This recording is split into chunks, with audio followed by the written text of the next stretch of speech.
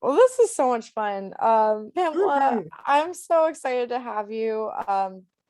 So for everyone who's with us, I'm so excited to be introducing Pamela Grow. Pamela Grow is the publisher of the Grow Report, the author of Simple Development Systems, Successful Fundraising for the One Person Shop, and the founder of Basics and More Fundraising Fundamentals online training. She's a pioneer in the creation of online training for nonprofits. Pam created the landmark program 100 Donors in 90 Days with Chris Davenport, and in 2016, she partnered with the Veritas Group, and she's just done so much to really become one of the true thought leaders in fundraising. So I'm very excited to have Pamela Grow here to talk about crushing your year-end fundraising in the new normal. And thank you, Pamela, for being a sponsor of the year-end fundraising fair and making this possible. Well, thank you for having me today. And thank you too for being a sponsor for our 2022 fundraising calendar. And you're going to be in our Advent calendar. We're doing an Advent calendar this year that's going to be starting in a couple of weeks. It's going to be so much fun. Um, you know what? I forget. I have been using Zoom, or not Zoom, but GoToWebinar. So tell Oh me how yeah. do I just So click the share screen button? yep, yep. That's all I have to do? And share a screen, and then you can select the window. So if you have a window with your PowerPoint open, Sure, I you do. can And just share and once that. I get started, is it okay if I turn my camera off? And how do I do that? Yeah, I can actually turn it off for you Okay, too. just Yeah, because I like to say hi, but then I like to actually focus more on the slides for the presentation. yeah. That works for you. Awesome. I That works well. Thanks, Pamela. Let's see. Here we go. Oh, now it's all coming back to me. All right. So what I can do, let me see how Can to. I introduce Wally to you, Candace? Oh, She's yes. right here at my right here. Mm. Oh, hi, Wally. Isn't she the He's best? so cute. Wow. Thanks for joining the year-end fundraising fair. Okie doke. I think we're ready to go. Yeah, yeah, if you do want to play, I guess. So let's see. Perfect. Can you see Perfect. that? Yep. And Awesome. let me see how I can turn off your camera. I thought I was able to do it on my Well, end. thanks everybody, and thanks for your patience while I was switching back and forth all last year between GoToWebinar and Zoom, but I have not used Zoom at all this year. So thanks for your patience. But thank you for joining me for this session for Crush Your Year-End Fundraising in the New Normal. I am thrilled to be here with you guys and with CauseVox. And I see, oh my gosh, we've got so many great people in the audience. I see Adrian, Alexis, Amanda, Beth, George, Doctors in Politics. That's an interesting one that I haven't heard of before. I can't wait to find out more about you guys. Christy, hi Christy, and Chad and Emily and Sean and Russell. Why am I not moving? Well, if you haven't already, and I know it's hard, try getting rid of your distractions for the next 45 minutes or so, because I promise this will be well worth it. This is a program that my students have gone through year after year after year. We tweak it every year to bring in new technologies, but it's pretty straightforward. It will result in incredible growth in your year-end fundraising. Candace introduced me. I am all about affordable fundraising training. I also host Motivate Monday, which this is a weekly micro lesson webinars. When I say micro lesson, they're usually between 20 and 30 minutes. I'm also a fundraising copywriter. I also do custom training, webinars, and board retreats. What else? I'm also the founder of the fundraising calendar. This is the 2021 fundraising calendar. Later this month, we will be releasing the 2022 calendar. It's just a great way to kind of keep you on target for your goals throughout the year. What else? I'm a baker. I come from the city of brotherly love from Philadelphia. That is my daughter Abigail on the right. I have another daughter, Samantha. What else? I love Princess Wally, who is my grandpup, and I also love art and trees. Before we get started, I just want to ask everybody, and I didn't put in an official poll into Zoom, but if you could just type into the question box and tell me, do you have a plan for your year-end fundraising? Have you started year-end fundraising yet? And let me see, how would I see that? Just go ahead and type into the Q&A box or the questions box and let me know.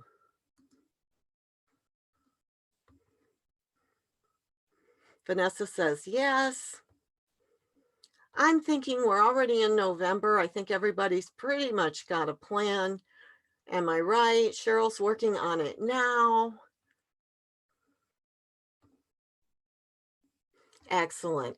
Everybody's pretty much already working on it. And we actually, typically, we start our year-end fundraising programs as early as August. And I just wanted to share with you in one of our last classes, I polled everybody. And this was actually in September. And close to 60% just kind of sort of had a plan for year-end fundraising. This session is going to really empower you to have a year-end fundraising plan that you can really count on. You can count on the fact that you are not missing a beat. You are covering everything. But first, I wanted to talk a little bit about why year-end fundraising is so important. These are stats that I picked up from Neon.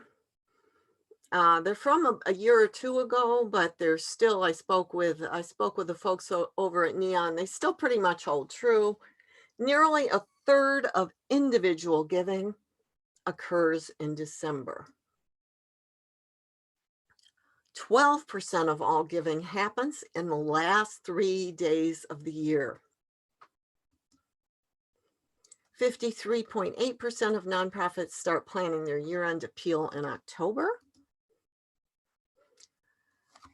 November and December are the most popular months for making year-end asks, but some nonprofits start as early as September. And 28% of nonprofits raise between 26 and 50% of their annual funds from their year-end ask. 36% of nonprofits raise less than 10% of their annual funds from their year-end ask. And this is a statistic that always kind of surprised me. 2/3 of donors do no research before giving. Instead, they give to organizations they already know or that are recommended by friends and family. Volunteers are twice as likely to donate as non-volunteers. Are you including volunteers in your year-end fundraising? And almost 60% of nonprofits make between 1 to 3 donor touches just for their year-end campaign. This might surprise you. It came up again this year. Direct mail is the most popular medium for year-end asks, followed by email and in person. So what is a campaign exactly? And why is it so important? It's pretty simple. It's simply multiple consecutive asks. So rather than sending out one email and calling it your year-end digital campaign, you're going to be sending out anywhere between 5 and 10 emails. You're going to also include a letter. You're going to also include your social media. And yes, direct mail still does pull a very, very high response rate. I can't stress this enough because I have seen a lot of small nonprofits go decide that their board says, well, we're going to save money. We're going to just go digital, and they drop their direct mail fundraising. I saw one organization, this was about 2 years ago. They ceased all direct mail. They lost about 2/3 of their donor base. It's really important to have that multi-channel approach. Multi-channel donors have a 56% higher retention rate than offline only. So you're going to include your direct mail and your email.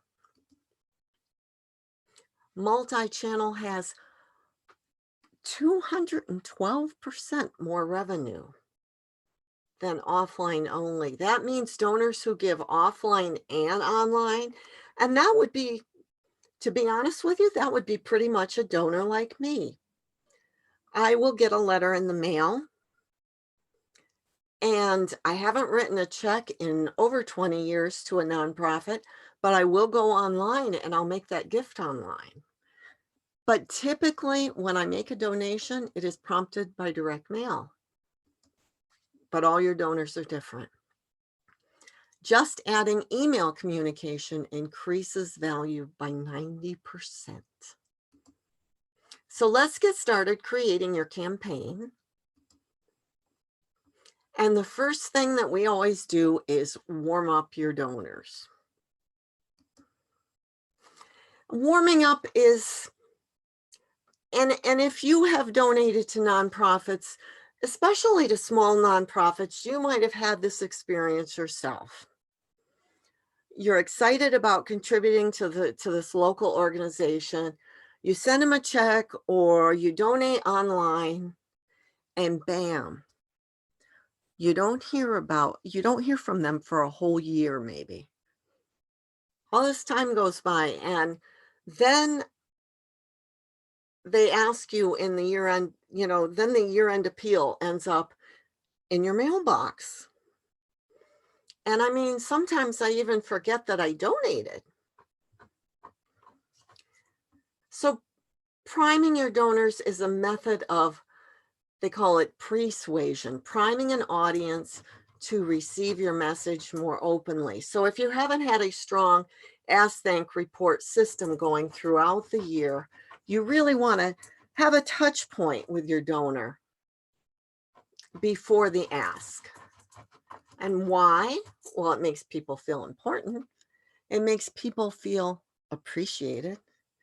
It makes people feel selfishly fulfilled.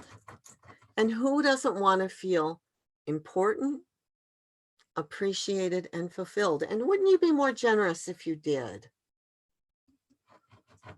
So what does a warm-up piece look like? Well, it can look like this. It can be a one-page impact update, maybe in the form of a letter, maybe in the form of an infographic. I usually like to include both a direct mail and an email. It could be a personal thank you or an update call, maybe to your best donors. It could be a just because thank you postcard. It could be an email. I love this piece that just came in. Well, I actually received it towards the end of summer. This is from a women's shelter in Alaska. And this came out this is their gratitude report. It was a short 4-page gratitude report, and it was followed up with an email. Really nicely done. Very, very simple. Here's another one. This is from Intervale Center, a wonderful, wonderful organization in Vermont. We are humbled by your support and want you to know that your dollars have made a big impact. Thank you for choosing to support farms, land, and people through the Intervale Center's work. Get your board and staff involved. Easier said than done, right? How many of you are your board involved in your year-end appeal? And if I could ask real quick, what does that look like? What do you have your board members doing? Go ahead and type in. Let me see if I can actually look at this.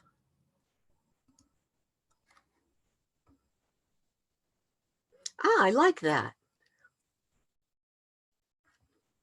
Jennifer says we've asked our board members to match some donations.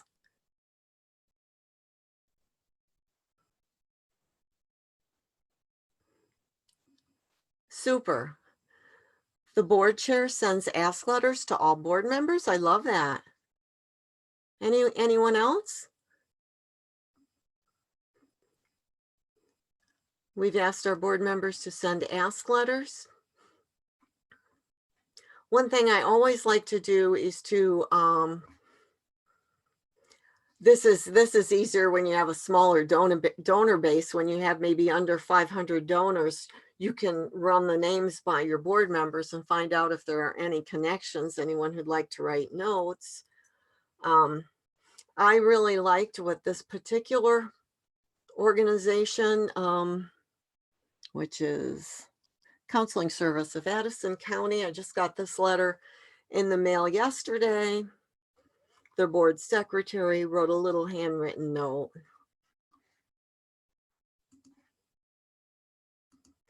So part of the, I've got a little packet for you, and you'll be getting it. If you haven't gotten it already in the email, you will be getting it after this conference is over. This is a foolproof year-end fundraising menu that you can use with your board members. And the whole idea is that you, like it says, it's an all-you-can-eat menu. Please commit to as many items as you like, but at least one per category. So you try and get your board members to commit to doing one of each of these things, maybe reviewing donor names to help with your year-end appeal, providing prospect names, handwriting thank you notes before the campaign is over, writing personal notes, providing funding for Facebook ads, or even I have had board members provide funding for printing or provide funding for postage. Maybe you've got, you're going to segment out your best donors and you're going to send them a special pack that's first class mail, have them pay for the postage, pay for the stamps. You can also make donor thank you calls, accompany staff members on visits, make follow-up calls, create social media posts and share, all kinds, customize it, so that it works for you. But this is a fun little tool. This is the big one that you want to do before every campaign. Even if you're doing a spring campaign, you're doing a summer campaign, is to clean up your data, right? Take a look. How did you do last year overall? How did you do by segment? Have you run your LIBUNT and SIBUNT reports? What channels did you use last year? What is your renewal rate? What's your donor retention rate? What's the breakdown at various giving levels? And how can you break down all year-end giving? You might want to consider a data audit, an outside data audit. A lot of times they can catch things that you might miss. And always be reviewing your data with an eye to segmentation.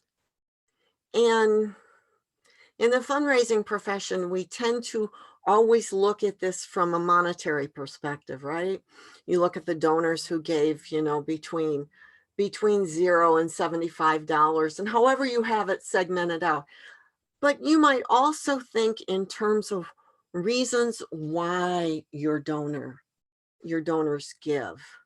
One of my earliest fundraising appeals that I ever did, year-end fundraising appeal, was for an organization that had less than 500 donors. And I remember I sent out 8 different letters because I found out we were an organization very similar to Teach for America, but we worked with middle school kids instead of high school kids. So part of our donors were parents whose children had taught for the program. And another part were people who were just drawn to the mission. So they got actually very different stories. Do run your data through, and this is free, True NCOA. They will pull out any kind of dupes, any missing, not missing, but, people who have moved, and it's free. Next up is your story and your theme.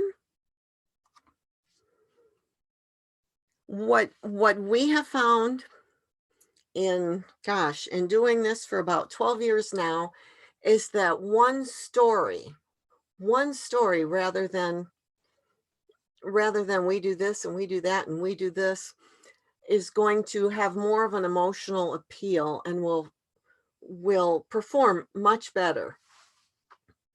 And it's really, this is a great infographic. This comes from Mark Phillips over at Blue Frog Fundraising in the UK.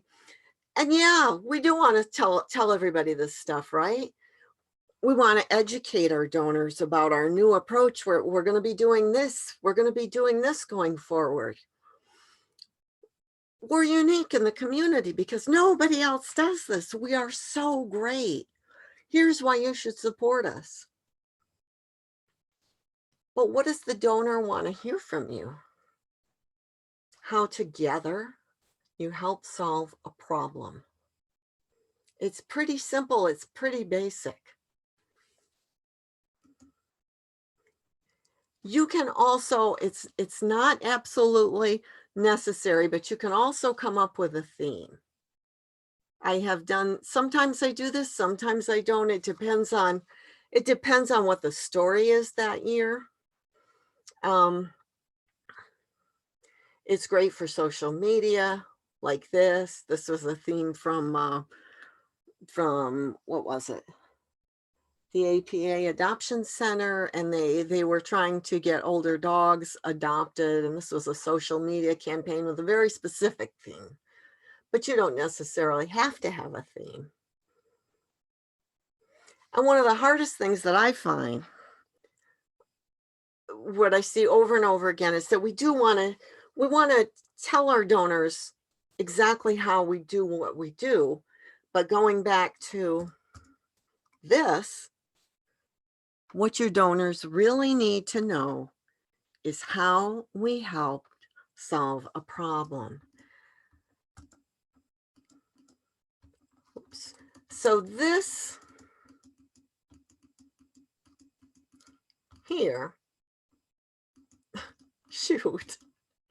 this here, which is also included in your packet, is the 6-word story exercise. It is a fabulous exercise. I have used this exercise in board trainings. I've used it in probably not all of my classes, but quite a few of them. And it's a great one to do with your boards. This is from the book Train Your Board by Andrea Kilstead and Andy Robinson. What you do is you come up with a 6-word story for your nonprofit, for what you do, and it can really help clarify exactly your impact. So that's included. Remember this, multi-channel donors have a 56% higher retention rate than offline only. It's very, very important to remember that. Because yeah, a lot of nonprofits are giving up direct mail or not even getting into it in the first place. It's super important for the success, the long-term success of your organization. But the thing of it is, for direct mail, I want you to always think package, not a letter. And really get creative with this. This is when you get to have some fun. You get to get creative, kind of let your imagination go wild. Get down there with some paper and some scissors and some construction paper and really think about what you want your package to look like. I'm going to quick take a drink of water. This was a package from one of our students. Their goal was to raise $60,000. They surpassed the goal by raising $65,000. They sent out these special cards as a little gift to their donors.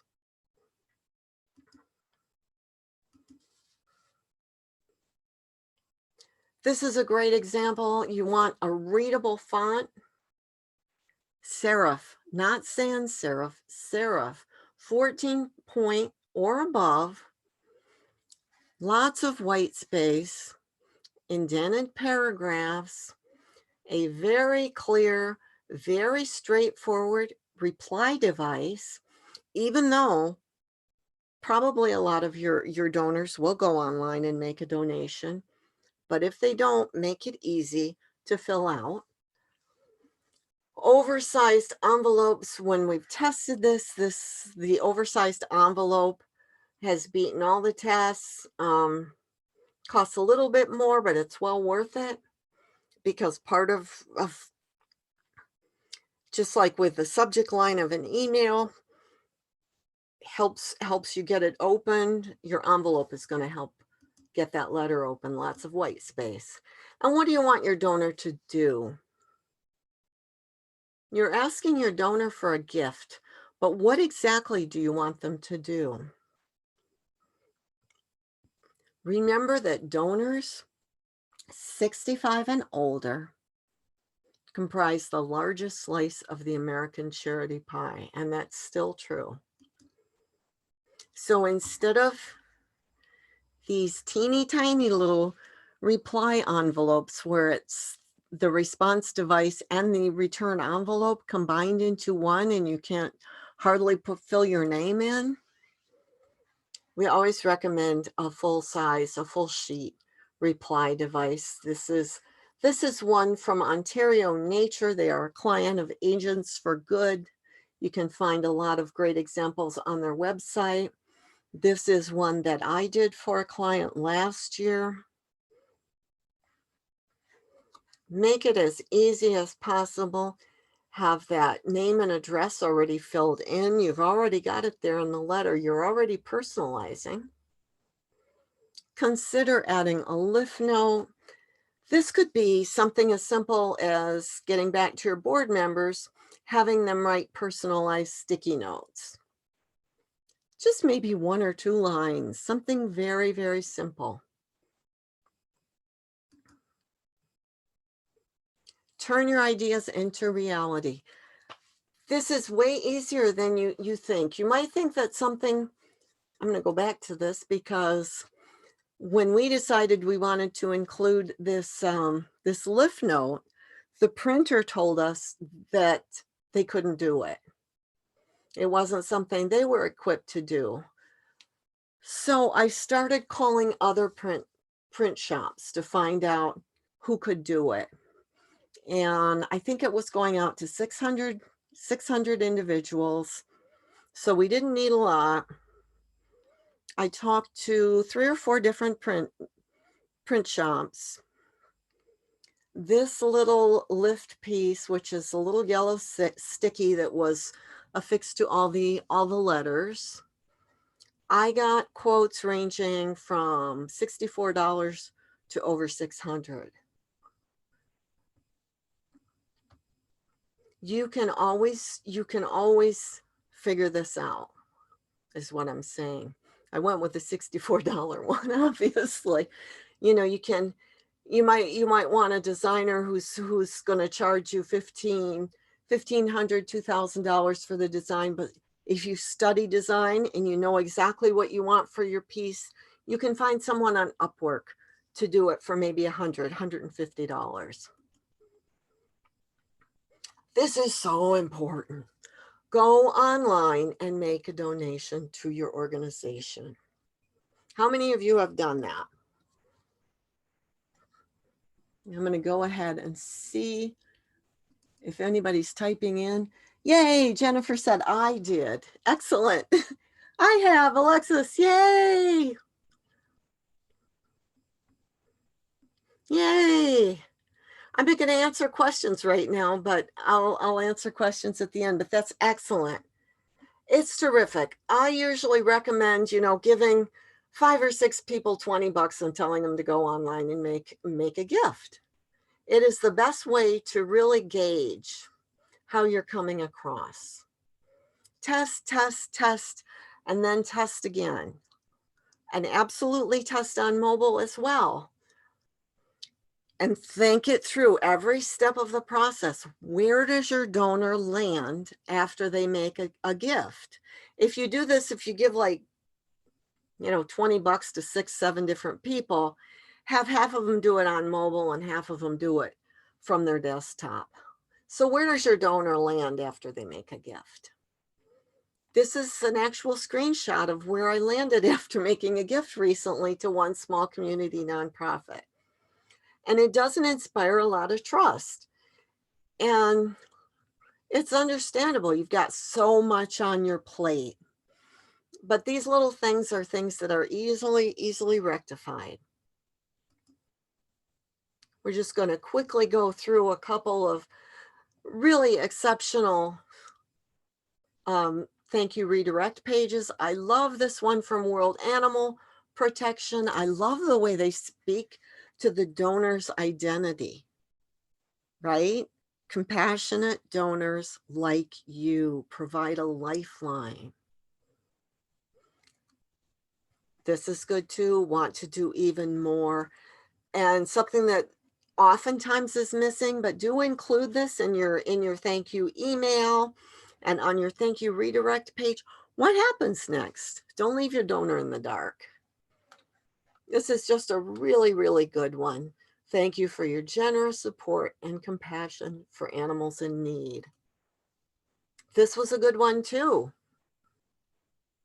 You're a hero for wildlife and nature.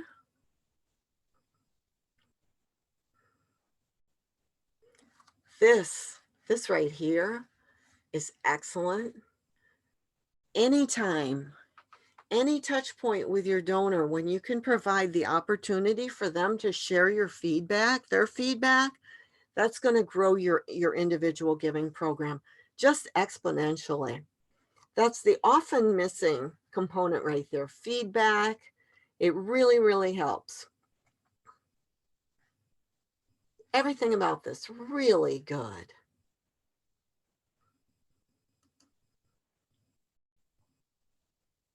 Why do I have this slide in here? I think it's just a reminder to definitely test it on mobile. Also think about how you're going to be welcoming new donors. At this particular, I'm going to send over the slides to Candace. This is a link to a little guide for how to write your nonprofit welcome message.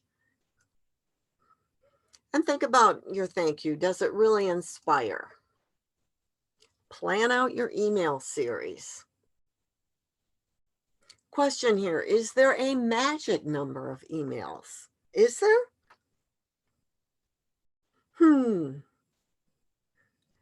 Almost every question I have found, I used to think it was a cop-out, but I have been in this sector now for over 20 years, and it depends is usually the best answer. It really depends. This is a great little checklist from Next After.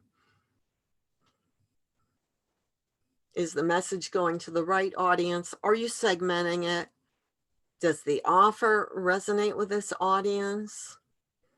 Are you giving an incentive to take action right now? And how simple is it for your donors to give? Do your donors believe that you're trustworthy and the giving process is secure?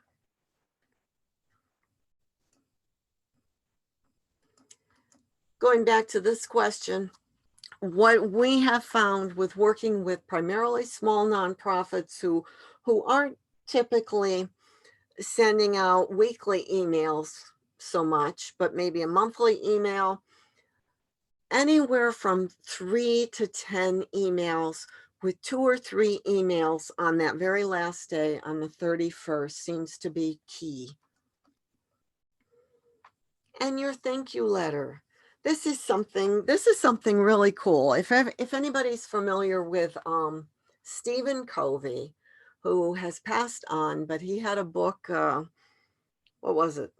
The Habits book. I can't remember the whole title of it, but one of his habits was to always think of the end. Always keep the end in mind. And that's why you want to pay a lot of attention to your thank you letter when you're planning out your year-end campaign. In fact, as a copywriter, I always include a thank you letter with, usually an appeal package will include a letter, you know, the email series, and also the thank you letter. Because we all know donor retention is still in the toilet. So today I have included another downloadable bonus. This comes from me and from Lisa Sargent. You can see how an already great thank you letter became even better and what you need to know to write a thank you letter that keeps donors coming back. I still recommend sending an actual physical thank you letter to every donor.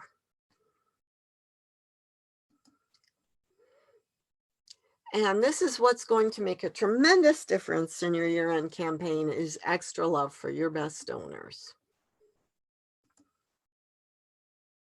Everybody's familiar with the Pareto principle. 20% of your donors generate roughly 80% of your income. So your best donors are always going to get extra special touches. This is a campaign from Humane Society of Northeast Georgia that went out a couple years ago.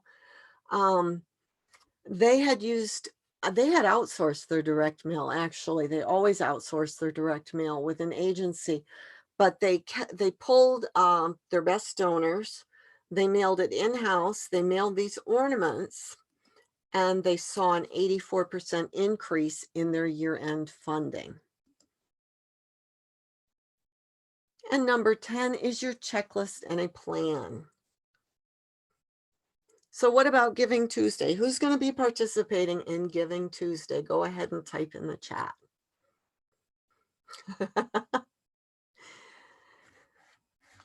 This is actually my screenshot of my email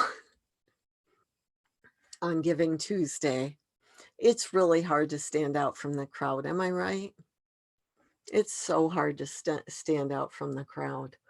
I'm just going to say Giving Tuesday is a day. It's not a strategy. You want it to play a role in your year-end campaign, but I wouldn't rely on it, and I wouldn't have it playing a primary role. This is an example of how one of my students handled Giving Tuesday.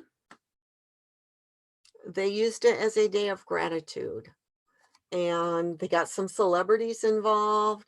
They were all over social media on all their social accounts and in their email, and they just really layered on the gratitude to their donors. These are some quick odds and ends that you can do to really ramp up your year end. One is super simple. Have everybody change their signature line for year-end fundraising. Everybody, staff, board members, everybody.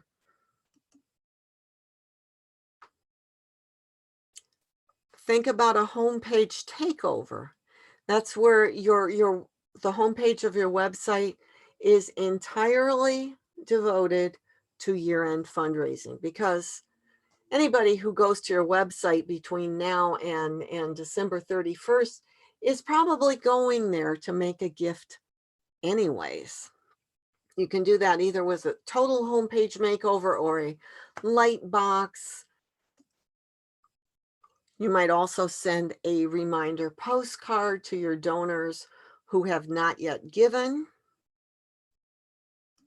What else? These are the downloads I've got for you. They include the fundraising menu, 6-word stories, the thank you letter makeover, and our checklist, our fundraising campaign checklist. And I realize that probably nothing you have heard today has been new. Am I right, Candace? And it's not rocket science, but it works. It absolutely works. You got this, and if you need me, here I am. Amazing. Thank you so much, Pamela. This has been fantastic. I have to track down those downloadable links and put them all in the chat for everyone. I'm also going to send them all in the follow-up email. So keep an eye out for that as well. And yeah, thank you so much, Pamela. I think there's so many great takeaways and so many great resources that you've shared. It's just truly incredible. So yeah, and thank you again for being a speaker and a sponsor at the year-end fundraising fair. It's Well, been thank so you. much This has fun to been have so you. much fun. Yeah.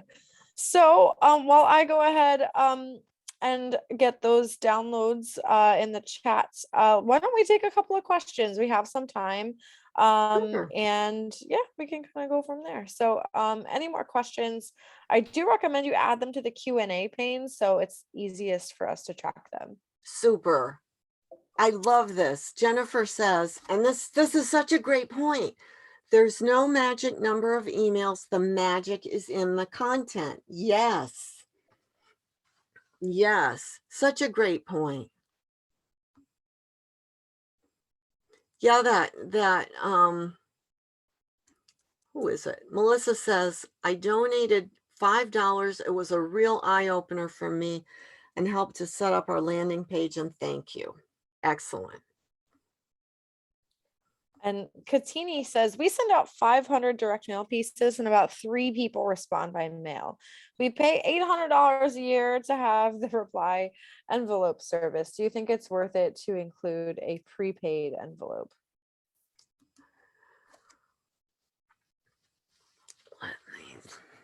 Wow. No, I wouldn't. Yeah, I wouldn't with yeah. that. I've seen a lot of different studies on this. Mm-hmm. And then again, it's one of those, it depends, but in your case, I would not. Yeah, I mean, I think in general it typically is great. Direct mail is great, but it all depends on the audience, I feel like. You know, and how your donors prefer to give. And so Exactly. yeah, it kind of just varies. I have always given online. It's so easy. I don't even have checks, to be honest. If anyone asked me to write a check for them, I'd be like, how else can I pay you? So like it Right? really Can I Venmo you? yeah, like I'll Venmo you. I'll, you know, give me the QR code, you know.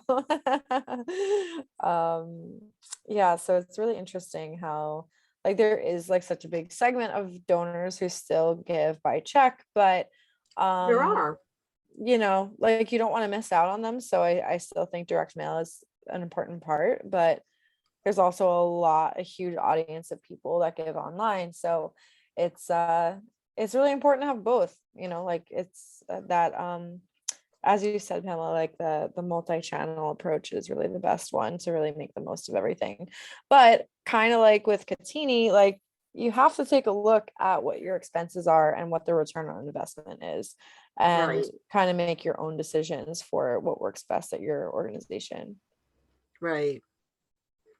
Right. When I encourage using direct mail,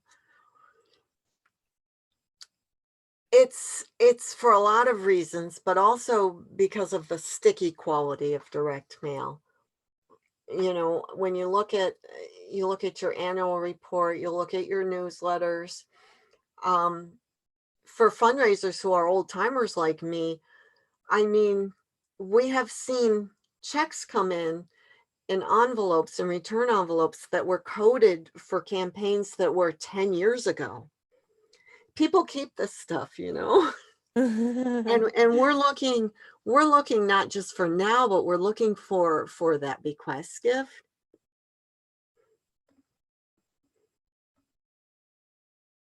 Okay. Yeah. No open questions. All right. I think we made it through some of the questions, but of course, there's a lot of activity in the chat. So thank you all for just being so engaged.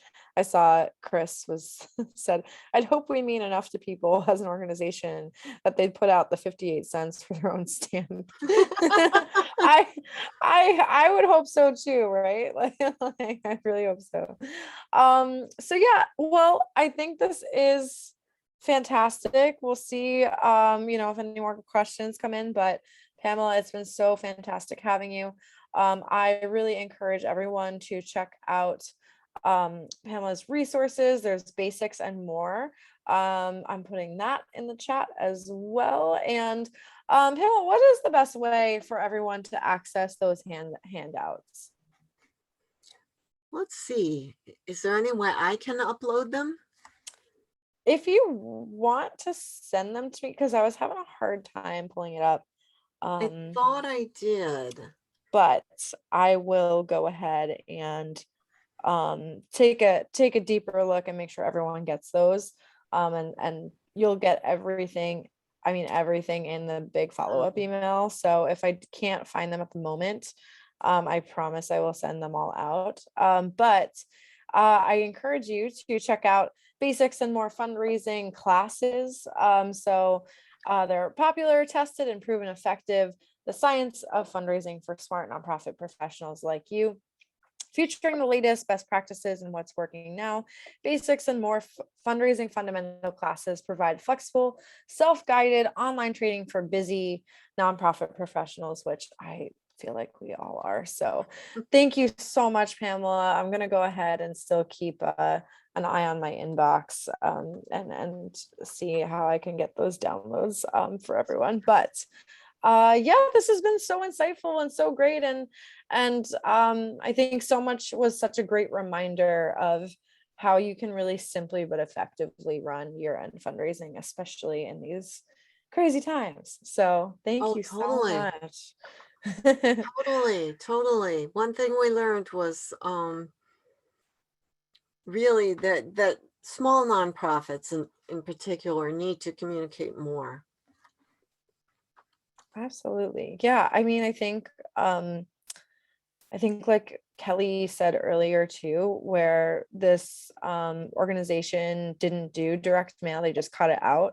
And she forgot to give to them during year end because like her inbox is so full. So I think it's like, yeah, so I know, important to right? have that multi-channel I approach. missed that Yeah. one. I'll have to catch it in the recording Yeah. because Oh, it I was know a Kelly. She's a doll. yeah.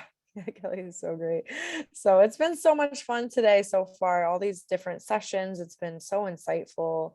There's still so many sessions coming up. So I figured I would also kind of go over the schedule and share some details for a few minutes here. But Pamela, it's been so wonderful having you. Thank Well, you so thank much you for for being a having part of me. it. Yeah, this has been Thanks for great. having me, and have a great rest of the conference. It's going tomorrow too, right? Yeah, then we have like a half day tomorrow as Wow. well. So, Have an um, awesome one, and everybody, thanks for coming today. And thanks for your great questions.